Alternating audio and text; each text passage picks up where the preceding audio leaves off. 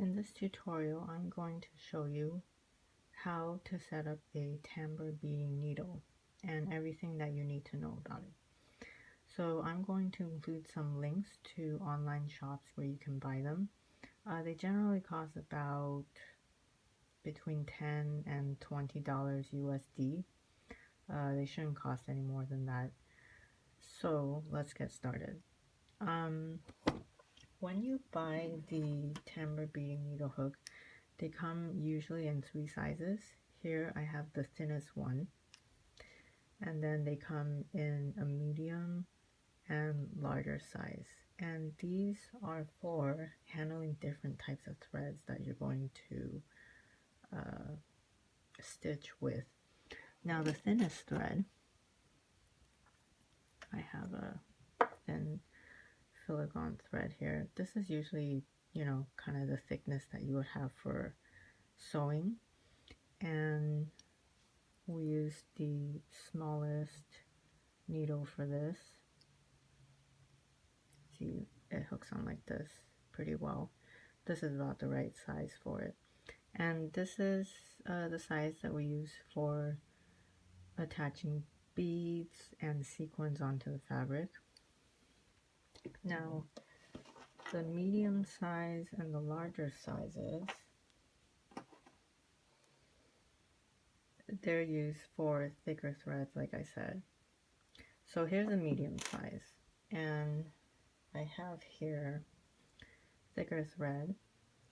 It's several cotton strands woven together. This is DMC floss, so 6 strands, and that's about the right size for a medium size hook. See, it holds on to it pretty well.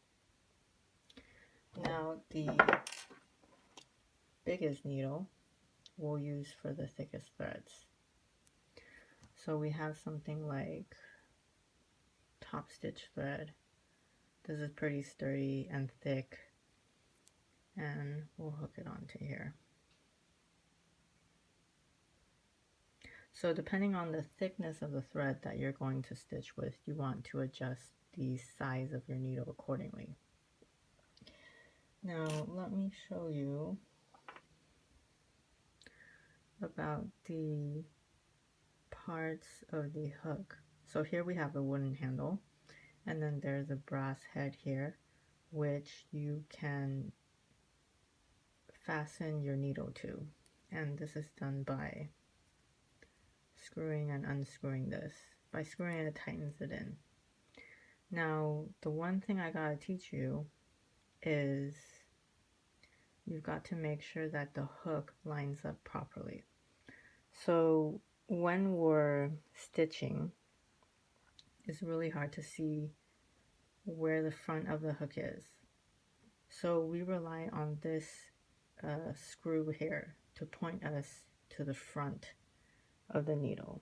That way we know which direction the needle is pointing. We can only tell by this. So because we rely on this, we've got to make sure that it's aligned with the hook. So let's see. I need the camera to focus here. So here you see the hook.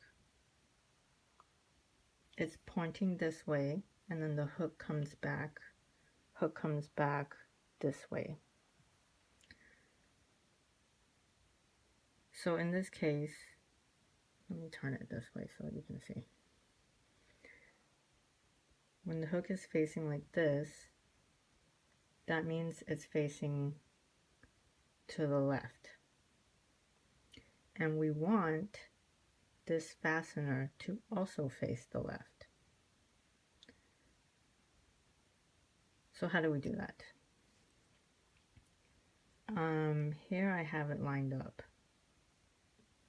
Let's say I took it out.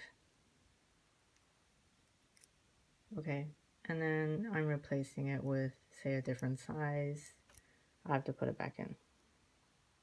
So how do we line it up? Right now it's not lined up. You see the hook is facing to the right, and this handle is facing the top at me. So we want both to face myself. So we're going to take this hook and we're going to turn it so that it faces the top. And now we'll fasten it. So let's see if it's lined up. I think it is. See here, the hook is facing this way. It's facing forward. And your screw here, oops, your screw here is also facing up. So now we've got it set up. And now you're ready to start stitching.